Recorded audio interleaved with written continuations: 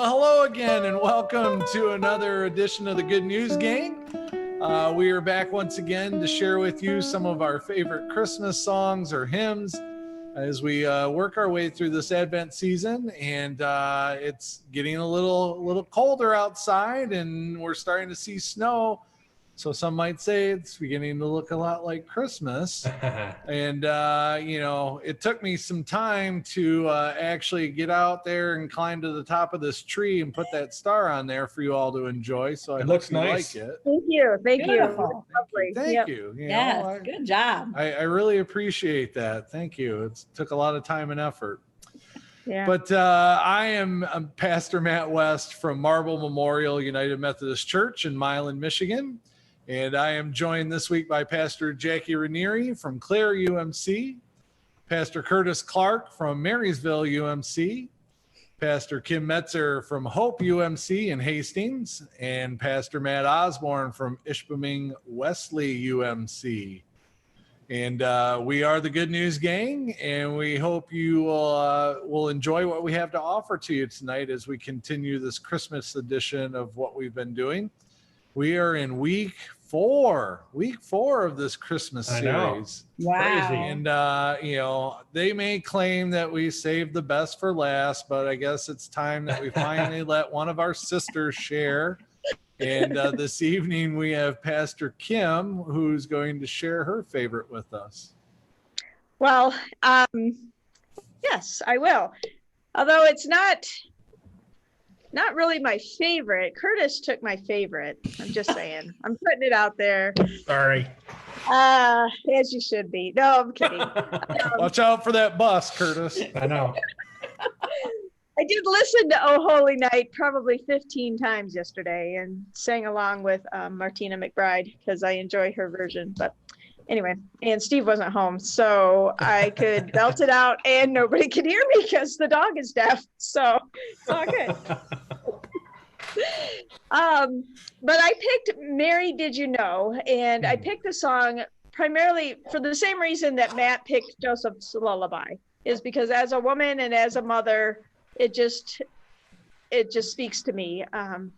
Just holding a baby in your arms and asking the question, did you know? And yes, she did know. She knew that she was giving birth to the Savior. She knew all that. And that's been one of the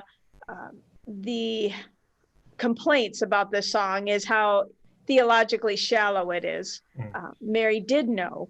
But if you look at the lyrics, she did not know all the things that Jesus would do in his life. She didn't know that he would heal the blind. And I mean, she could have guessed, I guess, but she didn't know that he would calm a storm with his hand or walk where angels trod. So all of those things she didn't know. And you think about this teenage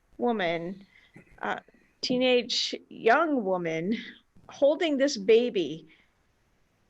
I couldn't even fathom that. I couldn't fathom, if I were in her shoes, holding a child that would one day save me.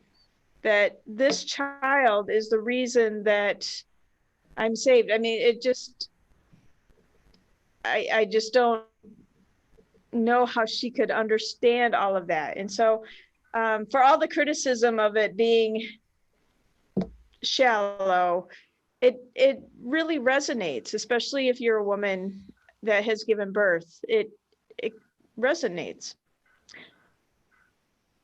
And there's been a ton of artists who have put their own spin on it, like the other songs that we've talked about. But in 2017, a Toronto-based theologian named Jennifer Henry wrote new lyrics to the song that addressed this criticism, and her lyrics echoed Mary's and I can never pronounce Mary's song that we find in Luke. And so I'm going to read Mary's song, and then I'll read the lyrics to the new lyrics to Mary Did You Know? And I encourage you to look up the video. There's a YouTube video that was actually just released on December 6th. And I listened to it today, and it is really great. And the new lyrics they're deeper theologically, but they honor Mary's song of praise. So when she was visiting Elizabeth, and Elizabeth had told her that she is so honored that the mother of my Lord was visiting her, Mary responded, "Oh, how my soul praises the Lord, how my spirit rejoices in God my Savior. For he took notice of his lowly servant girl, and from now on all generations will call me blessed. For the Mighty One is holy, and he has done great things for me. He shows mercy from generation to generation to all who fear him.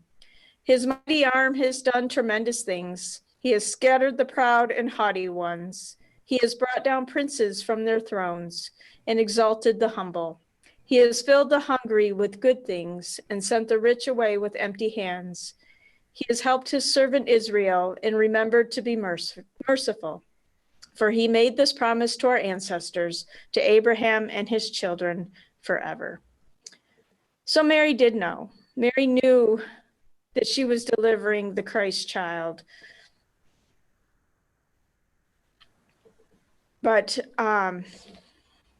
she didn't know the full extent. So the new lyrics say this: "Mary, did you know that your ancient words would still leap off our pages? Mary, did you know that your spirit song would echo through the ages?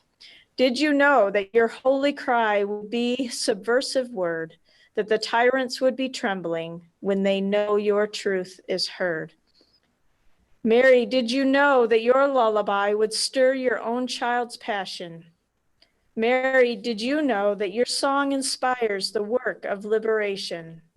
Did you know that your jubilee is hope within the heart of all who dream of justice, who yearn for it to start? The truth will teach, the drum will sound, healing for the pain. The poor will rise, the rich will fall, hope will live again. Mary, did you know that we hear your voice for the healing of the nations? Mary, did you know your unsettling cry can help renew creation? Do you know that we need your faith, the confidence of you? May the God that you believe in be so true." And again, those are by Jennifer Henry. And the song on YouTube was performed, I don't know if I wrote down who performed it. It was a duo. Gospel artist Eric Linge, Linge. December 7th is when it posted on YouTube. And beautiful voice. And the lyrics really speak to where we are today. Who would have known that this song of Mary would still leap off our pages, that they echo in our hearts today, that the truth that she spoke in that moment is still being taught and heard, and that her jubilee is hope within her heart and also within our hearts. So the bridge between the verses: the truth will teach, the drum will sound, healing for the pain. The poor will rise, the rich will fall, hope will live again. And I think that's what we all need to hear in these days, these awful days when we can't be together. Hope will live again. When she was a teenager, pregnant with a child that was not her fiance's, she still knew that hope would live again then, even though her world ended as she knew it. And even though our world has ended as we knew it, hope will live again. And that's what we need to remember. So there we go. Well, thank you, Pastor Kim. You're welcome. Well, how about any of my other friends? Any thoughts on the song that Pastor Kim has shared with us this evening? I think it's really appropriate for the week that we're heading into worship.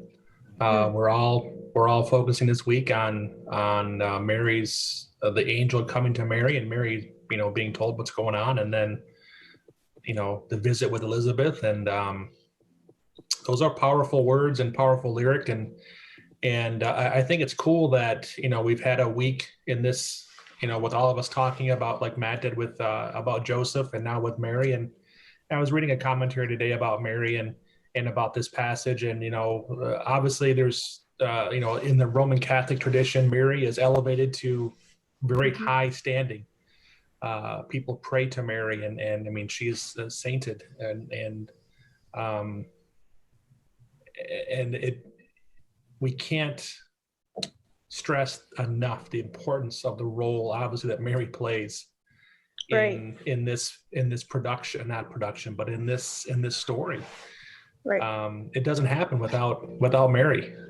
And so, there's great theological argument and debate about, where does Mary belong in this hierarchy, and I think, Mary's, the Magnificat there that you offered is powerful, again, powerful words. And what I always get lost in is just remembering that she was 13 or 14 years old. Right. She was a kid. She was a kid. Yep. And she's given this responsibility of caring for raising the Christ child, the Christ. Yep. What I didn't say, the original writer, Mark Lowry, was interviewed, and he was a member of the Gaithers. And he said the lyrics evolved from a series of questions that he scripted for a Christmas program at his church. He just tried to put into words the unfathomable. I started thinking of the questions I would have if I were to sit down and have coffee with Mary. What was it like raising God? What did you know? What didn't you know? Yeah.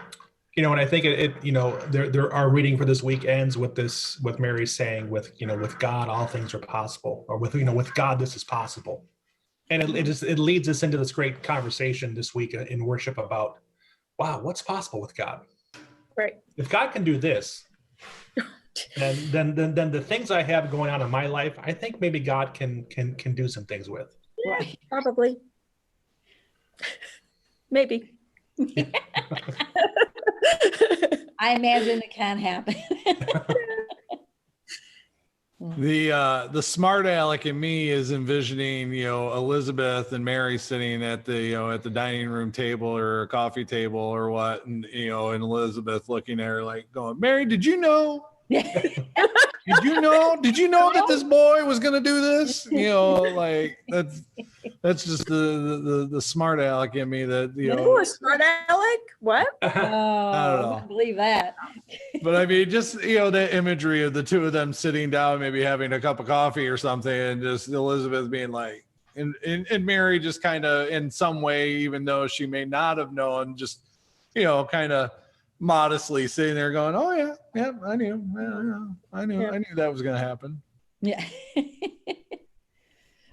When you were talking about the Catholic Church and the thought of Mary being so high, and I love the lyrics, I guess, if that's what you want to call it, were put together. And it just kind of reminded me when we were down in Clearwater, I don't remember the year it was, but there was this building and it had just glass in front of it. And there was a stain on the glass. And the stain started growing and it started just forming, and it looked just like Mary. Mm-hmm. Or the Western Christian tradition of Mary. And it was right. And that's what kind of like this whole image of it, and just the face, you just saw like an outline of a face, and then like, the robe part going, over her. And I mean, it really did look like it. And people like kept stopping in the middle of US 19. And that's like the busiest road, like in Clearwater area. And it was around Christmas time, and everybody thought, the song, Mary, Did You Know? And it was just hundreds of people came from all over to see this stain in this window, and they had to get police escorts, and it was a regular business. I don't remember what kind of, like an insurance business, and they were getting interrupted during their day because they couldn't park in their parking lot because it was full of people coming to see this stain in this window. And eventually they had to sell the building, and the Catholic Church bought the building, and they opened it up as a church. They sold the building because of a stained window? Well, it was because it caused I mean, it was in news. It was all over everybody. Run out that window and Wow. It wasn't like a little window. It was like this big, huge, like glass. I mean, when you drove by, you noticed it. It was that big. It was that. Maybe they were upset when they drove by because it wasn't cleaned. Maybe that's why they were. No, it was this. I mean, they interviewed people. All these theological people came to the area. I mean, it was a big deal. Somebody wrote a book about it. Somebody made postcards out of it. It was big. Google that stained window. Yes, gotta Google it. So it was. I think there was a lady that saw the picture of Mary and her toast one morning when she. Well, that was like, yes, and it was like that whole thing. But the church bought it, and there was like candles outside, and people would hold vigils out there, and it was just like, so you go see it. And it was just like this holy. It became a holy place, and that's what people were. The hope was. So the church bought it, and it was probably a year or two, and then some teenagers came one night, and they threw a rock in the window, and they destroyed it. And it was like the whole thing was like crushed. It was just like, so when I hear Mary, Did You Know, that song always reminds me of that glass window, because it was just, that's a song that you kept hearing playing over and over as you stood outside looking at the stain in the window and that. But people kept trying to say like, it was an acid that the window cleaners used, and it was this and that. But I'm telling it did look like, it looked like Mary. What we would think Mary would look like, that's what the window, that's what it really had that image on there. So look it up, Google it.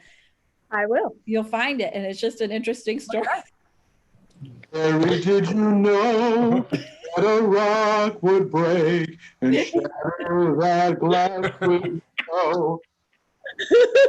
But, it was only in Florida, right? It was Clearwater, Florida. It happened it was on US 19 right by Countryside, and it was a business, and I can't even remember the year it was, but I know Vinny was young, and we went and we saw it, and then relatives would come to visit, and we would take that was part of the tourist theory, like show us, we got to see Mary. My grandmother bought the postcards, and she sent it out to her friend. That was just it was all right. I'm Googling it right now. I'm not even going to wait until we're done. Today's debate, the stained window. Is it really Mary? Is it really Mary, or was it acid on the windows? I'm interested to hear from my brother up north. Just thinking about Mary's presence and her place in the birth story, and then her presence and her place in the crucifixion and the resurrection. Your thoughts on that, my friend? Well, it's interesting because Kim, when you said you were going to lift up this song, even though it wasn't your favorite, so this is like your second choice, like if I had to pick something else that you said you sort of like this song too. I prefer to listen to this song during Lent. Really? I think it was informed from a passion play that I'd gone to for, 15 years. This thing was like so moving. It was a big part of my faith formation of really trying to put scripture into, emotional context, things like that. And so when I think of this, I don't so much think of the song being asked of Mary while you're holding your baby. It's that, and I can't remember what the Catholic picture, I think there's a Catholic picture that's called that, but when like Mary's holding, it's like a famous sculpture when Mary's holding Jesus and is like Madonna body dead. Yeah, that's what I think. I think of an angel or somebody asking her there in her grief, did you know that he was going to do these things? Like, yes, he would save us, but would he save us this way? Did you know when you brought your baby in that you would be holding him dead, in your arms right now? Did you know that the hate and the anger and the people that he was coming to save would reject him such in such a way that he would be brutally murdered for those people that he loved? I always think of that as a Lent song. And so when somebody, Christmas, I was like, well, that's weird. They're playing, it's like playing Because He Lives, on Christmas. But really, when you shared that, I was like, but actually, He Lives is appropriate for Christmas. Right, and absolutely. But how it's credited to sing that on Easter. We're going to sing it through Lent. Right. I just have a fond memory of this is more of a Lent song to me, asking it through the lens of Good Friday. Almost a reflection on the life back, life lived. When she's That's a great- mourning. So not so much in the hope of, but in Interesting. the mourning, like to try, to get her through that mourning period. And so I find it interesting when you share some of that stuff that it's been theologically not very deep or got criticized. That kind of makes me a little angry because I'm thinking, look at my theological journey and how much that song meant to me. I'm thinking, don't tell me it's not theologically deep just because it doesn't have he attached to it. It's still talking about scripture. It's still bringing up miracles and pivotal stories about what Jesus did. And I think it's also allowing us to recognize the humanity and the divine in that same song. I mean, I agree. Up to a PhD dysentery, but I'm okay with that. I think it's just fine. I think a lot of that criticism there is just that people are unhappy with themselves and don't have anything better to do than pick apart a song that speaks to other people. It's not Tell us theologically. how you really feel, Matt. Huh? Oh, I just I'm really picking that apart. I mean, if it's a faith song that gets you to know some things about that, who cares? Right. I think that kind of speaks to I guess how maybe how good the song really is, because you can look at it from the beginning of Christ's life, or you can look at it from the end of Christ's life, and it's applicable. It has more dimensions that they just give it credit for having. Right. Well, especially when you share, and I'm wondering what would that look like then? And so when I say I challenge that, like, obviously we'll listen to it again, because when we prepare for this and to be ready for people's questions and feedback, so I'm going to listen to it now intentionally for this series again. But I would ask you guys and our people that are joining us, listen to it maybe a second time about it through the eyes of Lent, because what you shared, Kim, is going to give me an awful lot to look at, because especially those different lyrics, those are going to allow me to really appreciate this in the light of Christmas, just how I enjoy it for Lent. So I'm excited to look up those lyrics and say, if that lines up more along the Magnificat, that's going to bring it to a whole nother, level. And since it's a familiar melody, I might be able to sing along when my spouse isn't home and see how. Let us know how that goes for you. But I get what you're saying though, Pastor Matt, because I would ask, well, who says it's not theologically deep? I'm guessing probably some males. A lot of people. And so, but for Kim, it holds some deep meaning, as she shared early on, as a mother, just as Joseph Lullaby speaks to me as a father. So, I mean, to each their own, if we can find spiritual or scriptural meaning in a song, then who's who to say that it's not deep or theologically sound? I mean, that's just crazy. I mean, to me, I look at that in the same way. There's a lot of movies that I really enjoy that Rotten Tomatoes gives a terrible score to, and the ones that they give a high score to, I could care less about. So, I mean, who's to say what's good or bad in terms of what we're listening to, if we can find something that speaks to us in it? Yeah. Who's to say that Die Hard is not a Christmas movie? Exactly. Oh no, we're not going down that rabbit trail. That could be next year's theme. Fellas, no way. Are people being held captive, waiting for saving? Come on. Were they at a Christmas party? They were at a Christmas party, right? Yippee-ki-yay! Yay! Yeah. Can you see the image? Favorite version of that? Yeah, I looked it up. It was 1996. It looks like your thumbprint. That's what I'm saying. Or like a one of the theologians image, suggested, suggested that it's the most sexist Christmas song ever written. It treats a clueless child. Can you imagine a song asking Abraham 17 times if he knew he'd be the father of a great nation? Well, no, because there aren't any great songs about Abraham unless you count the Father Abraham had many sons. Can we all know Father? Right? Yeah. So I'll take Mary Did You Know over that. I would too. Yeah. Pastor Kim, what's your favorite version of that? Do you have one? Was it Martina McBride? Of Married? I really don't.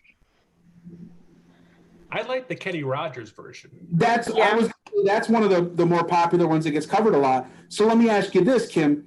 When you shared that, because the song comes from the perspective, it sheds a light on Mary and mom, and so people can identify with that. So do you think it makes a difference if there's a female artist that's covering it or a male artist? Ooh. Oh, didn't think of good that one. question, because it was written by a guy and performed by the Gaithers. And Michael English it was originally recorded by Michael English on his debut solo album in 91.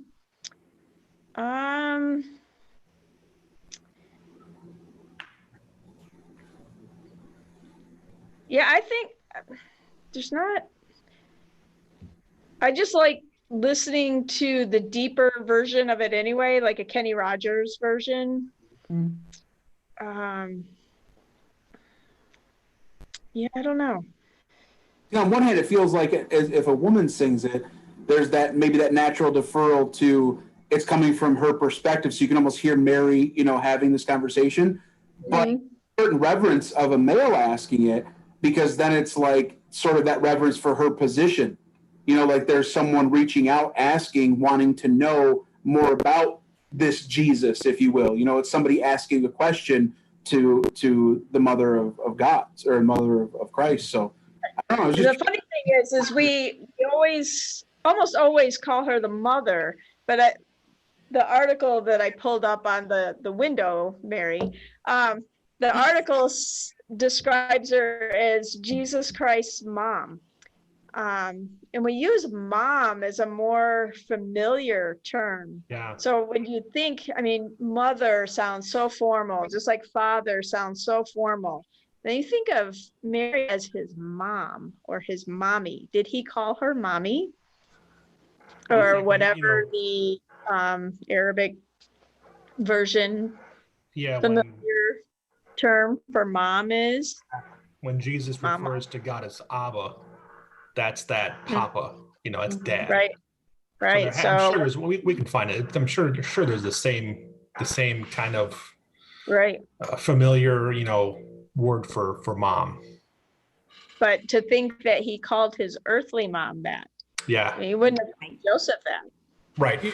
The thought that's been crossing my mind, I made the joke earlier about Elizabeth and Mary, but what if, as we're, speaking of the birth of Christ, correlating with the song, what if it's Joseph having that conversation with her? Like, because he, although he went along with it, not being not being totally sure about this and having faith, but maybe Joseph having that conversation with her, like, Mary, did you know?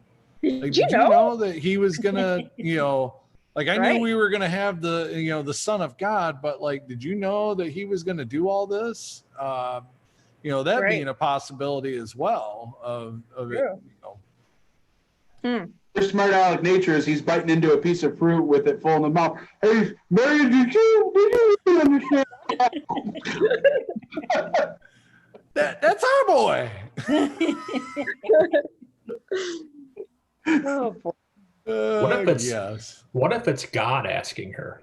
Going deep, Pastor Curtis, always going deep. Going deep on a supposedly not deep song. Yeah. I never thought of it that way, though. Yeah, me either. Well, that's the beauty of these conversations is we can bring up these thought-provoking questions, and hopefully it encourages others, to continue the conversation and think about maybe some other thoughts that go along with this song. We've been having fun sharing our favorites, but we've also been having a little chuckle as we share some of our favorite other Christmas songs or humor songs. Did you come up with one for yourself, Pastor Kim? I did not, but I had. Did all that homework and couldn't come up with a fun one? I said the same thing. So, yesterday we record this on Monday nights. I will put that out there. And so Sunday, Steve was not home. And I had Christmas music on all day. And I just had fun with the songs. I just asked Alexa to play Christmas music. And so I sang Frosty and Rudolph and all the other random songs that Alexa played for me yesterday. So I just encourage people to just listen to the songs of the season, Christian or not, just live into the joy, because we still have joy in this season. And we just many of us lit the third week of Advent as the joy candle. Some didn't, so it's coming, but or maybe it was in the second week, I don't know. But anyway, we'd light a specific candle for joy during Advent. And it's hard to see the joy that is in this season. And I had talked about that in my message yesterday about living into the joy. And when I was done recording, I'm like, I have not been living into the joy. I had no decorations up. I had, these are not mine, obviously. And so I just said to myself, I need to start listening to what I preach, I guess. So I spent all day yesterday just putting decorations up, and I know, and trying to live into the joy. And there's so much sad in the world and so many canceled things, and we're worshiping online, and Christmas Eve isn't going to be like we had hoped it would be. So it's finding joy in the little moments and singing Frosty the Snowman. So, and having some hot chocolate, especially when it's by your husband. Yeah. Or maybe Curtis, did you make your own? I did. Oh. Yeah, I ran it over to him beforehand. Yeah. Can I just share, because since she didn't pick her favorite song, she picked some other one in the barrel, and then she didn't really have a fun one. She just kind of said, listen to all of them. I like this opportunity to share a song that I thought Kim was going to pick. Can I do that? Is she has some country music love in her, right? Oh. She has a couple of those versions. So there's Casey Musgraves, that sings that, and she sings "I Want a Hippopotamus for Christmas." And remember that Pastor Kim showed up to annual conference, and she had this navy hoodie with the pink hippopotamus on it, and I'll never forget it, because I was thinking, Yeah, hippopotamus. it was the first time I met her. She was having an ice cream cone sitting outside during one of the plenary sessions, and I was like, "What are you doing out here?" Wait. You were outside of the conference hall during a plenary session. We need to make sure Vinny edits that out. During the plenary. That was Matt Osborne saying that, not we were Curtis. all there. We were all sitting. Every plenary session. I was in I'm there. every plenary. I was sitting next to Curtis. I was next to Curtis, just to let you all know. Plenary session, sitting right behind the district superintendents when I got the text that she was sitting out. Okay. Right. Anyway, He was watching it on TV in the lobby. He was doing church in a bed, right? I don't know. I heard that on the radio, and I kind of thought it's country. It's kind of a fun one. And I was like, I don't know. I wonder if Kim's gonna bring up. I just heard of that song this week. Unrelated, a Facebook meme thing that's going around about Frank the Gargoyle. Anyway. Yes, there's a story behind that. Yes. I'll listen to Hippopotamus for Christmas. Oh, you have to. It's awesome. Exciting. All right. I don't know if will it top the donkey song though. No. No. Okay. All right. Yeah, Pastor Matt, Frank the Gargoyle. There's a lady who had a gargoyle on her porch, and her neighbor started to complain that it wasn't very Christmas-like, and so each day she added something to it by starting to decorate it and then add other things. And one of the things she had was a hippopotamus. And Right. she said, that's not very Christmas either, or I don't see how that relates. And then she mentions the song, The song. All I Want for Christmas is a Hippopotamus. It's quite humorous. She goes on and on adding things to her porch around Frank the Gargoyle to Wow. Yeah. more or less have fun with it while her neighbor gets more upset. So, Out of Right. control. Right. Look it up. Yep. yes. Well, Well, hey, hey, I want to certainly offer everybody a chance for a final thought so we can wrap up this week's edition of the Good News Gang. Any other thoughts that anybody wanted to add before we sign off? I wanted to lift up something that you said last week, Pastor Matt. I don't know if you're going to do it or not, so I hope I don't steal your thunder. If not, edit this out so it sounds like it totally came from you. But, you know, as we were bouncing around some perspectives of where what some of those questions maybe came from, you know, and Curtis like stopped the train with everybody and just said God, and you're like, okay, all right, I guess we're done having that conversation. Is, you know, inviting our people to put in the comments. We're excited to put this together. We post it because we want you to interact with it, not just watch it.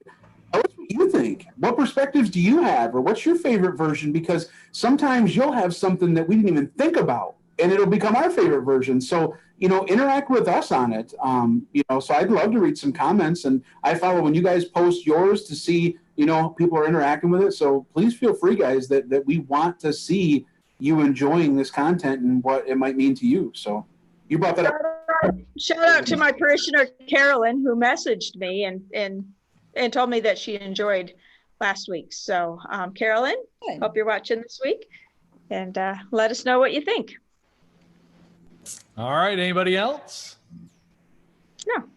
Well, I will just add to what Pastor Matt shared in the fact that is certainly something I think that might be a way in which we can find some joy is not only you watching this, but you interacting more with us to make it feel as if we're together. I certainly grow concerned that as time goes on, we might be losing a little bit of ourselves and just simply watching. And at some point, we hope to return to physical, you know, presence and interaction, and we don't want to return to just looking at each other as if we're still watching the TV.